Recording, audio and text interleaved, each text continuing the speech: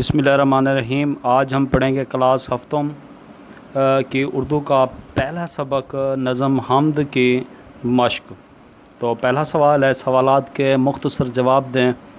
पहला सवाल है, हमद किसे कहते हैं? जवाब है, हमद ऐसी नज़म को कहते हैं जिसमें अल्लाह ताला की तारीफ़ बयान की जाए। सवाल नंबर 2 है, इस हमद में अल्लाह ताला की किन किन नेमतों का ज़िक्र हुआ है?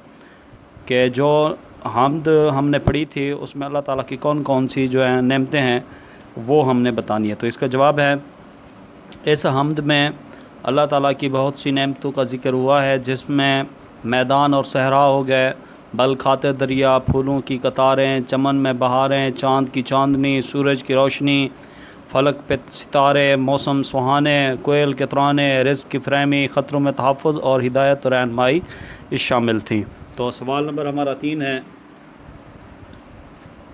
अगर सारा साल एक जैसा मौसम रहता तो क्या होता?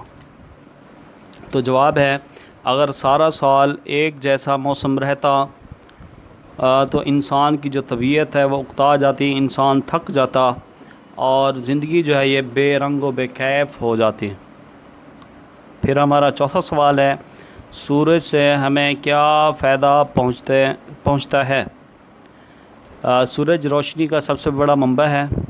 सूरज की रोशनी से रात की तारीकी और स्याही ख़त्म हो जाती है।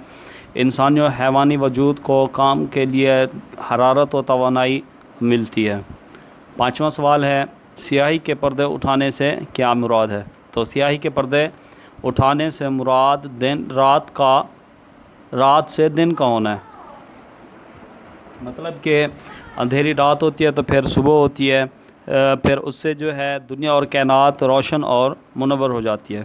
हमारे सवालों के जवाब का आखिरी सवाल है, आसमान पर चमकते सितारे जो है ना आपको कैसे लगते हैं? तो इसका जो जवाब है वो ये है कि रात के वक्त आसमान पर चमकते हुए सितारे दिल को लुभाते हैं और नज़र को सुकून पहुंचाते हैं। सवाल नंबर 2 है इसका, और वो कहता है कि सूरत फातिहा की वो आयत और उसका तर्जुमा लिखें जिसमें अल्लाह ताला से दुआ करते हैं कि हमें सीधे रास्ते पर चला और भटकने से बचा। तो आयत है, इहदिनस सिरातल मुस्तकीम सिरातल्लज़ीना अनअमता अलैहिम गैरिल मग़ज़ूबि अलैहिम वलज़्ज़ालिन आमीन। तो इसका तर्जुमा है कि इहदिनस सिरातल मुस्तकीम, कि ऐ अल्लाह हमें सीधे रास्ते पर चला। सिरातल्लज़ीना अनअमता अलैहिम, उनके रास्ते पर जिस पर तुमने इनाम किया, गैरिल मग़ज़ूबि अलैहिम वलज़्ज़ालिन, वो नहीं, उन लोगों का नहीं कि जिन पर तेरा गज़ब हुआ। तो सवाल नंबर 3 है इसके बाद हमारा, और वो है कि कॉलम अलिफ़ में दिए गए हर मिसरे का दूसरा मिसरा कॉलम बे में तलाश करें, उसे दी गई मिसाल के मुताबिक जो है कॉलम जीम में लिखें। जैसे है, ये मैदान और सहरा बनाए हैं किसने? तो इसका जो दूसरा मिसरा है वो बनता है, ये बल खाते दरिया बहाए हैं किसने? दूसरा मिसरा, ये गुलशन में फूलों की रंगीन कतारें। इसका दूसरा मिसरा है, बखेरी हैं किसने चमन में बहारें।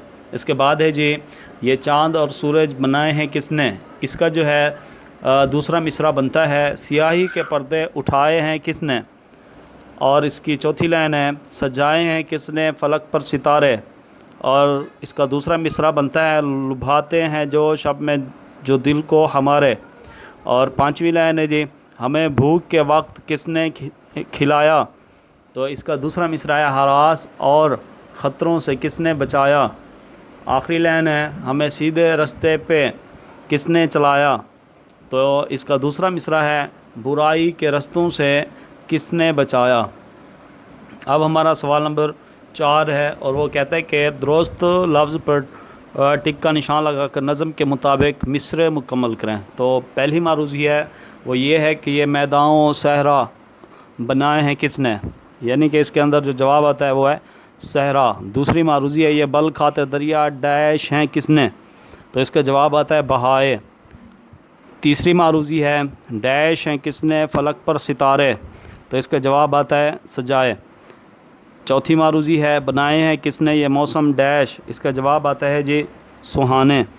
یہ ڈیش میں پھولوں کی رنگین قطاریں، اس کا جواب آتا ہے جی گلشن۔ اور آخری معروضی ہے یہ چاند اور ڈیش بنائے ہیں کس نے، اس کا جواب ہے سورج۔ تو اس مشق کا ہمارا سیکنڈ لاسٹ سوال ہے، اور وہ یہ ہے کہ ایک ہم نے پیراگراف لکھنا ہے جس میں اللہ تعالیٰ کی جو ہے نعمتوں کا ذکر ہو۔ تو سوال پڑھتے ہیں کہ ایک پیراگراف میں ان نعمتوں کا ذکر کریں جو اللہ تعالیٰ نے انسان کو عطا کی ہیں۔ تو جواب ہے کہ اللہ تعالیٰ نے انسان کو بہت سی نعمتوں سے نوازا ہے۔ اگر ہم اپنے جسم کو ہی دیکھیں تو آنکھ، کان، ہاتھ اور پاؤں وغیرہ یہ سب نعمتیں ایسی ہیں کہ ساری کائنات اس کا بدل جو ہے نہیں بن سکتی۔ اس طرح فہم و ادراک، عقل و شعور، کھانے کے مختلف ذائقے، پھل، سبزیاں، دن اور رات جو ہیں اللہ تعالیٰ کی نعمتیں ہیں۔ اس سبق کا ہمارا جو ہے آخری سوال ہے مشق کا، تو وہ ہے کہ کالم الف میں دیے گئے معنی الفاظ کالم بے میں دیے گئے ہیں، تو دی گئی مثال کی روشنی میں ہر لفظ کے سامنے اس کا درست معنی لفظ لکھیں۔